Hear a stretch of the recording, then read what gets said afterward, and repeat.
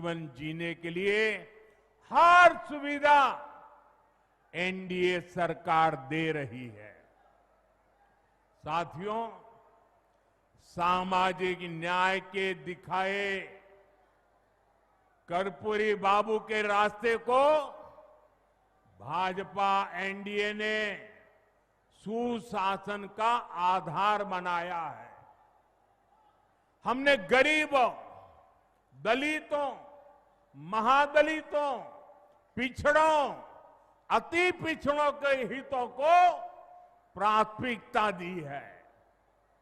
ये हमारी सरकार है जिसने सामान्य वर्ग के गरीबों को 10% आरक्षण देने का महत्वपूर्ण निर्णय लिया।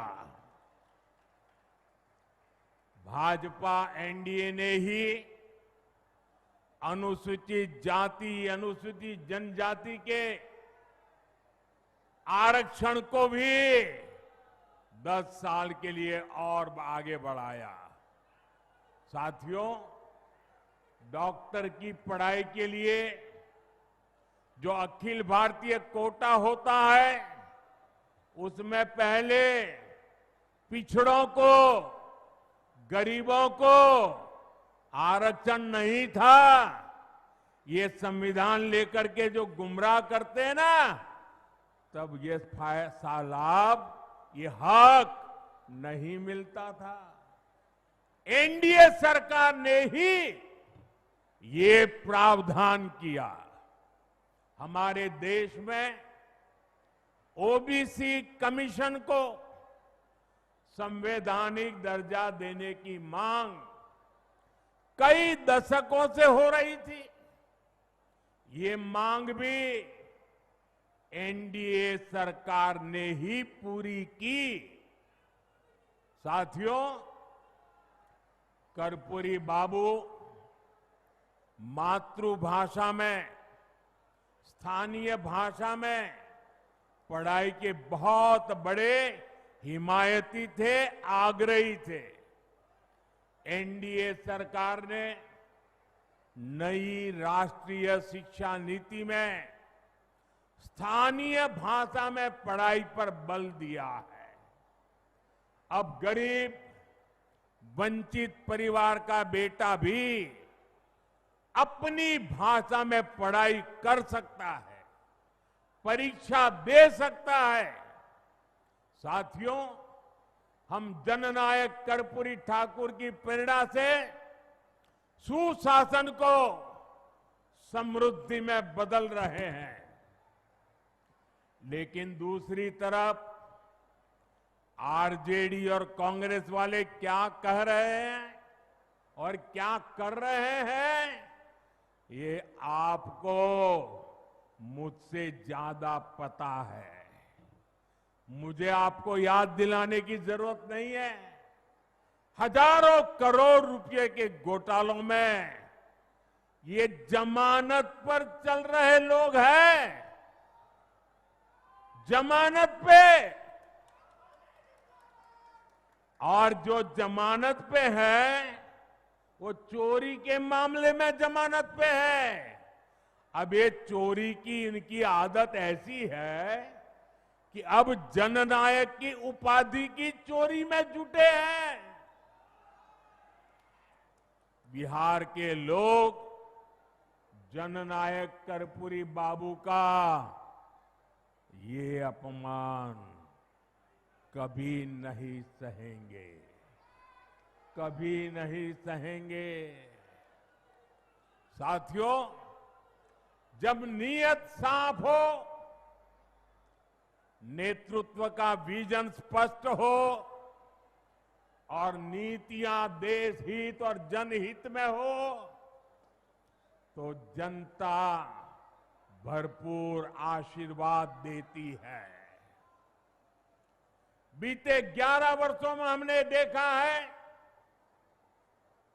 एक के बाद एक राज्यों में लोगों ने भाजपा को, एनडीए को बार बार अवसर दिया है और ये सिर्फ मैं बातें नहीं कर रहा हूं, मैं आपको हकीकत से बताना चाहता हूं। अभी महाराष्ट्र में देखिए, महाराष्ट्र की जनता ने पहले से कहीं अधिक प्रचंड जनादेश देकर हमारी सरकार बनाई, एनडीए की सरकार बनाई। अभी अभी हरियाणा में भी यही हुआ। हरियाणा की जनता ने तीसरे कार्यकाल के लिए भाजपा को पहले से भी कहीं अधिक सीटें दी। मध्य प्रदेश में भी भाजपा कई सालों से सरकार चला रही है और वहां भी पिछले चुनाव में भाजपा को जबरदस्त जीत मिली। यही रुझान हमने गुजरात में देखा, उत्तराखंड में देखा, वहां भी। और गुजरात में तो 2 दशक की भाजपा सरकार को फिर से बहुमत मिला, और वो भी गुजरात का जन्म हुआ तब से लेकर के सारे रिकॉर्ड तोड़ करके लोगों ने सीटें दे दी। यूपी और उत्तराखंड में 5 साल बाद सत्ता, हर 5 साल में सत्ता बदलती थी, ये परंपरा बन गई थी। वहां की जनता ने भाजपा को फिर से अवसर देकर एक नई परिपाटी बना दी है।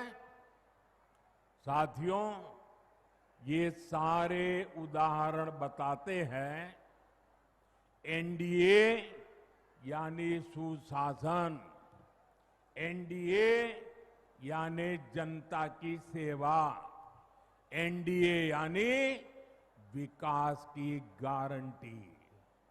और इसलिए आज आपका ये उत्साह देखकर मैं कह सकता हूं, इस बार बिहार में भी नीतीश बाबू के नेतृत्व में एनडीए जीत के अपने पुराने सारे रिकॉर्ड तोड़ने वाला है। इन चुनावों में बिहार एनडीए को अब तक का सबसे बड़ा जनादेश देगा। साथियों, ये साल 2005 का अक्टूबर महीना ही था जब बिहार ने जंगल राज से मुक्ति पाई थी। नीतीश जी के नेतृत्व में एनडीए का सुशासन शुरू हुआ था, लेकिन उस दौर में 10 साल तक केंद्र में कांग्रेस आरजेडी की सरकार रही। कांग्रेस आरजेडी ने नीतीश जी के सामने भांति भांति के रोड़े अटकाए। बिहार का नुकसान करने में दिल्ली में बैठी हुई कांग्रेस और आरजेडी की सरकार ने 10 साल तक कोई कमी नहीं रखी थी। आरजेडी बिहार के आप लोगों से बदला लेती रही कि आपने नीतीश जी को वोट क्यों दिया, नीतीश जी की सरकार क्यों बनाई। हालात तो ये थी कि आरजेडी वाले कांग्रेस को आए दिन धमकाते थे, धमकी देते थे कि अगर बिहार में आपने नीतीश जी की एक भी बात मानी, भाजपा एनडीए की एक भी बात मानी, बिहार में अगर कोई प्रोजेक्ट दिया तो फिर आरजेडी कांग्रेस का समर्थन तोड़ देगी और सरकार गिर जाए, ऐसे डराते थे। साथियों, नीतीश जी ने स्वर्गीय सुशील मोदी जी, स्वर्गीय रामविलास पासवान जी, और आज हमारे